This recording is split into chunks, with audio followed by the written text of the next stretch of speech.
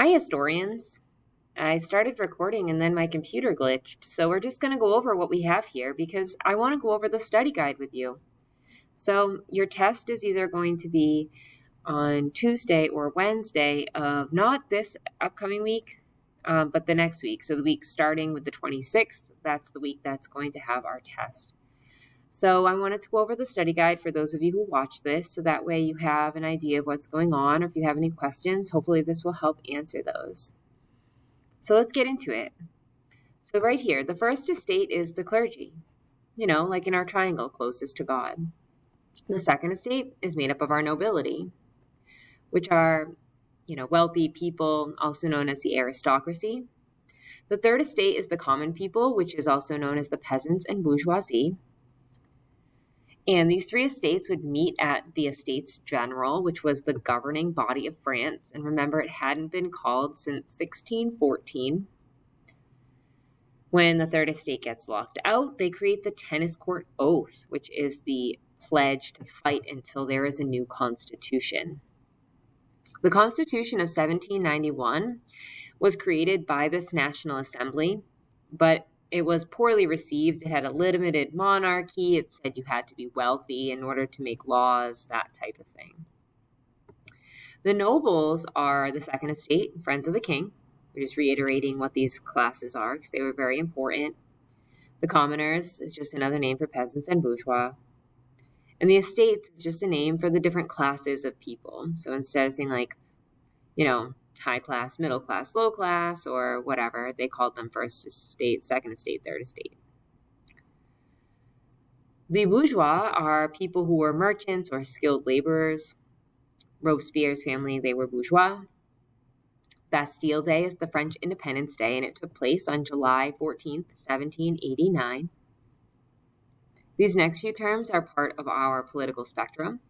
So we have liberal, left of center, conservative, right of center, reactionary, far right, radical, far left, moderate, middle, and that's our spectrum.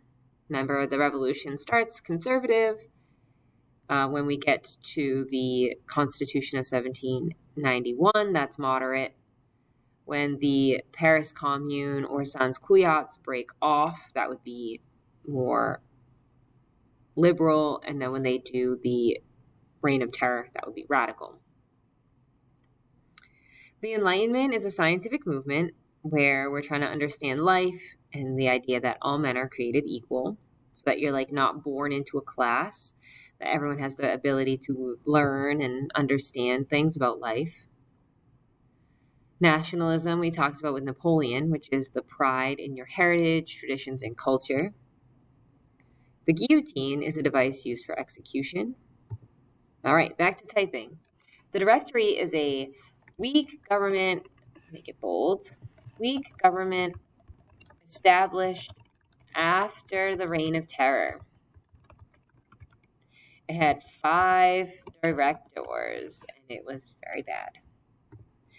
And remember, the Paris Commune is a radical group that wanted the king dead, led by Robespierre. Now you're going to see these same topics pretty much reiterated down here. All right, so who was the king during the French Revolution? It was Louis XVI, XVI. Where was Marie Antoinette from? She was from Austria. Who was John Locke? He is an Enlightenment thinker. What was the Reign of Terror? It was a period after the death of the king when the Paris Commune, or Jacobins, because remember it's the same name, went on a killing spree. Which social class paid 100% of the taxes? That would be the third estate. Nobles and clergy made up which estates to be first and second?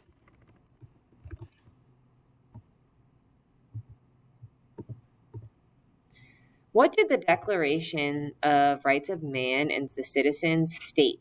Now, this question's like a little broad, but it was to provide rights to all citizens of France, regardless of social class. And remember, it represents the goals of the revolution. So what you're supposed to be getting after the revolution is over.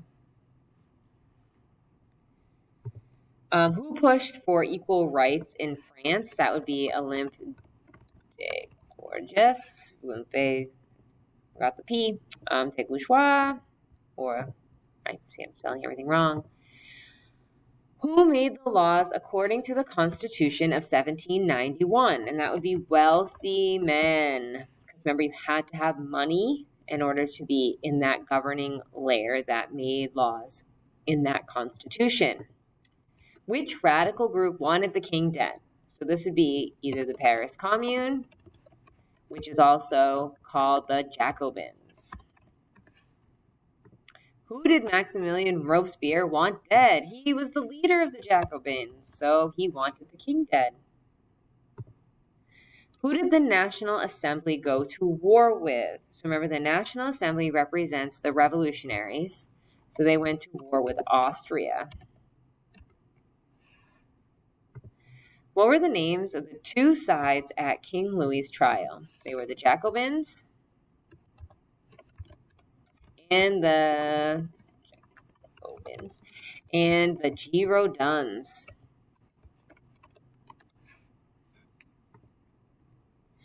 How many people were in charge of the government after King Louis was killed? This is talking about the Directory, so that would be 5.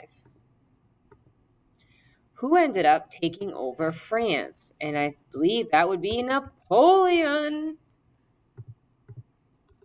How did French fail at the Battle of Russia? So there it was too cold. Winter fell. It was too cold, and the Russians, they retreated. What led to Napoleon being exiled? So this would be the failure of the war with Russia. All right, so Napoleon did a lot of positive things for France. So he established order and stability. So he cleans up after the Reign of Terror. He has like a standard weights and measures system.